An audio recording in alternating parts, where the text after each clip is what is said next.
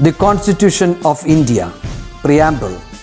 We, the people of India, having solemnly resolved to constitute India into a sovereign, socialist, secular, democratic republic and to secure to all its citizens justice, social, economic, and political, liberty of thought, expression, belief, faith, and worship, equality of status and of opportunity, and to promote among them all fraternity, assuring the dignity of the individual and the unity and integrity of the nation. In our Constituent Assembly, this 26th day of November 1949, do hereby adopt, enact, and give to ourselves this Constitution. Hi, my dear loving children. Welcome back. Here is an inspiring quote for you. Love is when other person's happiness is more important than your own. I repeat, love is when other person's happiness is more important than your own. So, spread love and happiness wherever you go. As pure love is a willingness to give without a thought of receiving anything in return. So, today, let us read in this lesson the value of true love, the selfless love. Yes, The Nightingale and the Rose, written by Oscar Wilde. Oscar Wilde was an Irish poet, fiction writer, and essayist. He is considered as a central figure in aesthetic writing and a master short story writer. He was a staunch advocate of the art for art's sake. His major plays include A Woman of No Importance, An Ideal Husband, and The Importance of Being Earnest, and the novel The Picture of Dorian Gray. In 1888, he wrote poems and published The Happy Prince and Other Tales, a collection of children's stories. Later, he published a collection of essays arguing the tenets of aestheticism. Yes, The Nightingale and the Rose. It's the journey of a nightingale who struggles to find out a red rose for a student who wants to dance with his lover. So, let's begin our lesson. Yes. Here are the characters of the story. The protagonist. Protagonist means the main character. The main character of the story is the nightingale. The nightingale is a bird who lives on an oak tree. And the second character is the student. He is a student and he is in love with a professor's daughter. Our next character is the professor's daughter, and next one is Chamberlain's nephew, and the writer introduced many characters in between the lesson. So, let's go through the lesson. She said that she would dance with me if I brought her red roses, cried the young student. But in all my garden there is no red rose. From her nest in the oak tree, the nightingale heard him, and she looked out through the leaves and wondered. No red rose in all my garden, he cried, and his beautiful eyes filled with tears. Ah, on what a little things does happiness depend. I have read all that wise men have written, and all the secrets of philosophy are mine. Yet for want of a red rose is my life made wretched. She said that she would dance with me if I brought her red roses. So here, the writer introduced two characters, the boy, that is the student, and the professor's daughter. She said that she would dance with me. She means the professor's daughter. So the professor's daughter said that if the boy brought red roses for her, she would dance with him. It's the easiest thing, isn't it? To get a red rose. But here is a tough target to the boy. Why? Yes, because of the winter season. The story happened in the winter season. So, what about the specialty of winter season? In winter, we have colder weather, sometimes snow and frost. And trees have no leaves. But in all my garden, there is no red rose. That's the main thing in the story. There were no red roses in his garden. From her nest in the oak tree, who is in the nest? Yes, our nightingale, the protagonist of the story. From her nest in the oak tree, Oak tree is the home of the nightingale. The nightingale heard him and she looked out through the leaves and wondered. Why the nightingale wondered? Yes, because the boy was crying over there. No red rose in all my garden, he cried. Who is he here? Yes, the boy. And his beautiful eyes filled with tears. Ah, on what little things does happiness depend? Yes, of course, she asked just for a little red rose. I have read all the wise men have written, and all the secrets of philosophy are mine. Yet for want of a red rose is my life made wretched. So, he was a student, he read many books, but now he became unhappy only because of the red rose. His life became wretched. Wretched means unhappy or distress. So, why his life became distress? Yes, because he couldn't able to find a red rose for his lover. Here at last is a true lover, said the nightingale. Night after night have I sung of him, though I knew him not. Night after night have I told his story to the stars, and now I see him. His hair is dark as the hyacinth blossom, and his lips are red as the rose of his desire. But passion has made his face like pale ivory, and sorrow has set her seal upon his brow. Here at last is a true lover. Who is a true lover? Yes, of course, our student. Night after night have I sung of him, though I knew him not. Night after night I had told this story to the stars, now I see him. So each day the nightingale used to sing song for the boy. But that day, that particular day only, the nightingale saw the boy in an unhappy mood. Now the nightingale is describing about the boy, appearance of the boy. His hair is dark as the hyacinth blossom. Hyacinth is a flower. So his hair is as dark as the hyacinth flower, and his lips are as red as the rose. See, here is a simile. The boy's hair is compared to the color of the hyacinth, darker color of the hyacinth, and his lips are compared to the rose. But passion has made his face. Passion means here love. So, but love has made his face like pale ivory. So his face became dull, and sorrow has set her seal upon his brow. So by seeing the face of the boy, we could understand the feelings of the boy. The prince gives a ball tomorrow night, murmured the young student, and my love will be of the company. If I bring her a red rose, she will dance with me till dawn. But there is no red rose in my garden, so I shall sit lonely, and she will pass me by. She will have no heed of me, and my heart will break. Here, indeed, is the true lover, said the nightingale. What I sing of, he suffers. What is joy to me, to him is pain. The prince gives a ball tomorrow night. Here the prince means a party. So tomorrow, the next day, there was a party. Murmured the young student. Murmur means to speak in a low voice, to speaking ourselves. And my love will be of the company. So the boy wanted to dance with his lover in the party. And what did the girl ask for? Yes, the girl asked for a red rose. If I bring her a red rose, she will dance with me till dawn. Dawn means early morning, because the party is going to be in evening. So from evening till early morning, the girl would dance with him only if he brought the red rose to her. But there is no red rose in my garden. So I shall sit lonely, and she will pass me by. The boy became unhappy. Still into himself, he wanted to sit alone in the party, and the girl would not notice him. She will have no heed of me. Heed means to look or observe, and my heart will break.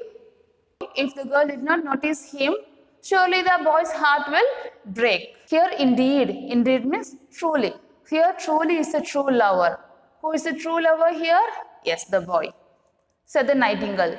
What I sing of, he suffers. What is joy to me, to him is pain. So the nightingale understood the true love and true feelings of the boy. Isn't it, children? Yes. The musicians will sit in their gallery, said the young student, and play upon their stringed instruments, and my love will dance to the sound of the harp and the violin. He buried his face in his hands and wept. Why is he weeping? Asked a little green lizard as he ran past him with his tail in the air. Why indeed? Whispered Daisy to his neighbor in a soft, low voice. The nightingale said that he was weeping for a red rose. For a red rose? They cried. How very ridiculous! And the little lizard laughed outright. Our nightingale found out the sorrow of the boy, and the boy said to himself that the musicians will sit in their gallery. Gallery means the room, the music room, artist room, said the young student, and play upon their stringed instruments. So, in the party there will be music and there will be stringed instruments, and my love will dance to the sound of the harp. Harp means it's a musical instrument, and the violin. So he was thinking of the party, what would happen if he did not bring the red rose to her. So the musicians will play their stringed instruments, the violin, the harp, everything, but he wanted to sit alone. He buried his face in his hands and he wept. So what did he do? By thinking of all these things, he started crying by covering his face. Why is he weeping? Weeping means crying. Ask a little green lizard, our next character, as he ran past with his tail in the air. So, the green lizard asked why he was weeping. Why indeed? Whispered a daisy. Daisy is a flower, next character in the story, to his neighbor in a soft, low voice. So they are talking to each other. So who answered? Yes, our nightingale. The nightingale said that he was weeping for a red rose. So the nightingale answered that the boy was crying for a red rose. For a red rose? They cried. Cried means laughed. How very ridiculous. Ridiculous means funny. And the little lizard laughed outright. By hearing the silly thing, the little lizard laughed and moved away. But the nightingale understood the secret of the student's sorrow, and she sat silent in the oak tree and thought about the misery of love. Suddenly, she spread her brown wings for flight and soared into the air. She passed through the grove like a shadow, and like a shadow she sailed across the garden. So the lizard made fun of the boy and moved away. But the nightingale understood the true feeling of the boy.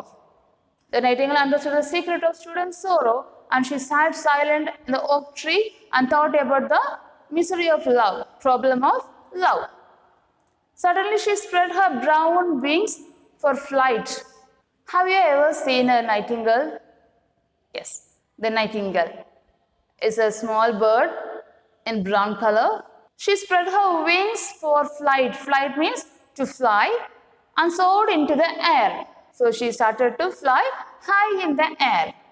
She passed through the grove. Grove means group of trees in like a shadow, and like a shadow sailed across the. So the nightingale started to search for a red rose. In the center of the grass plot was a beautiful rose tree, and when she saw it, she flew over to it. Give me a red rose, she cried, and I will sing you my sweetest song. But the tree shook its head. My roses are white, it answered, but go to my brother who grows around the old sundial, and perhaps he will give you what you want. So when she was flying, she reached in the center of the grass plot. There was a beautiful rose plant. She found a beautiful rose plant. Who found a beautiful rose plant? Yes, the nightingale. And when she saw it, she flew over to it. Give me a red rose, and I will sing you my sweetest song. So the nightingale offered to the red rose, if you give me a red rose, I will sing you my sweetest song. But the tree shook its head. Why? Because my roses are white, answered the tree. But go to my brother who grows around the sundial, and perhaps he will give you what you want. So the rose tree said, sorry, because I have only white roses. You would get the red rose sometimes in my brother's garden, so you can go there and find out. So nightingale flew over to the rose tree. There was a growing round the old sundial. Give me a red rose, she cried, and I will sing you my sweetest song. But the tree shook its head. My roses are yellow, it answered, as yellow as the hair of a mermaiden. But go to my brother who grows beneath the student's window, and perhaps he will give you what you want. So the nightingale flew over the rose tree that was growing beneath the student's window. So there also, she didn't get the rose. So here the rose tree replied that my roses are yellow, as yellow as the hair of the mermaiden. Mermaid is a sea creature. So the rose yellow as the hair of the mermaid. But go to my brother who grows beneath the student's window, and perhaps he will give you what you want. So here the yellow rose tree told to the nightingale that go to my brother's garden, sometimes you will get from there. So nightingale flew over to the rose tree that was growing beneath the student's window. Will the nightingale get the rose from there? Let's see. Give me a red rose, she cried, and I will sing you my sweetest song. Again she said the same thing, but the tree shook its head. Again she did not get a fruitful result. My roses are red, it answered. Then what happened? As red as the feet of the dove, and redder than the great fans of coral that wave and wave in the ocean cavern. But the winter has chilled my veins, and the frost has nipped my buds, and the storm has broken my branches, and I shall have no roses at all this year. One red rose is all I want, cried the nightingale. Only one red rose. Is there no way by which I can get it? In the third place also, the nightingale got the same response. The tree shook its head because the tree said that my roses are red, rose as red as the feet of the dove, and redder than the great fans of coral. Coral that wave and wave in the ocean cavern. So the rose tree had the roses, red roses, but the winter had chilled my veins and the frost has nipped my buds. Because of the winter season, the rosebuds and all became squeezed, and the storm has broken my branches, and I shall have no roses at all in this year. So as we discussed, due to the winter season, there were no roses in the garden. One red rose is all I want, cried the nightingale. Only one red rose. Is there no way by which I can get it? So the nightingale also became worried because he couldn't find out a single red rose for the boy. There is a way, answered the tree, but it is so terrible that I dare not to tell it to you. Tell it to me, said the nightingale. I am not afraid. If you want a red rose, said the tree, you must build it out of music by moonlight and stain it with your own heart's blood. You must sing to me with your breast against a thorn. All night long you must sing to me, and the thorn must pierce your heart, and the lifeblood must flow into my veins and become mine. So the rose tree gave a solution to the nightingale. There's a way, answered the tree, but it's terrible. Terrible means it's something difficult. Tell it to me, said the nightingale. I am not afraid. So the nightingale was ready to do anything for the boy, the true lover.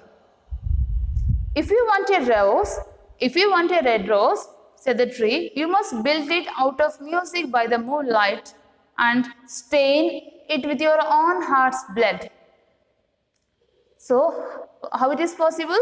Yes. So, the rose tree said that if you sing a song to me the whole night under the moonlight, I will produce a rose. How it is possible? Yes. The nightingale wanted to sing the sweetest song the whole night under the moonlight, and her heart should pierce into the thorn. So what will come out? Yes, the blood will ooze out, and the blood must flow into the veins, and after that what will happen? Yes, the rose tree will produce a red rose. Death is a great price to pay for a red rose, cried the nightingale, and life is dear to all. It is pleasant to sit in the green wood and to watch the sun in his chariot of gold and the moon in her chariot of pearl. Sweet is the scent of hawthorn, and the sweet are the bluebells that hide in the valley, and the heather that blows on the hill. Yet love is better than life, and what is the heart of a bird compared to the heart of a man? So, death is a great price to pay for a red rose, cried the nightingale. So, it's very clear for a single rose, for a single red rose, who was ready to give the life. Yes, nightingale was ready to give the life for the boy because the nightingale understood the true feeling and true love of the boy. It's pleasant to sit in the green wood and to watch the sun in his chariot of gold. So now the nightingale was explaining the beauty of the nature. So it is pleasant to sit in the green wood means in the oak tree, and to watch the sun, the golden color of the sun, and the moon like a pearl. Sweet is the scent of the hawthorn. Hawthorn is a flower, and sweet are the bluebells that hide in the valley. So the sweet perfume smell of flowers are describing here, and the heather that blows on the hill.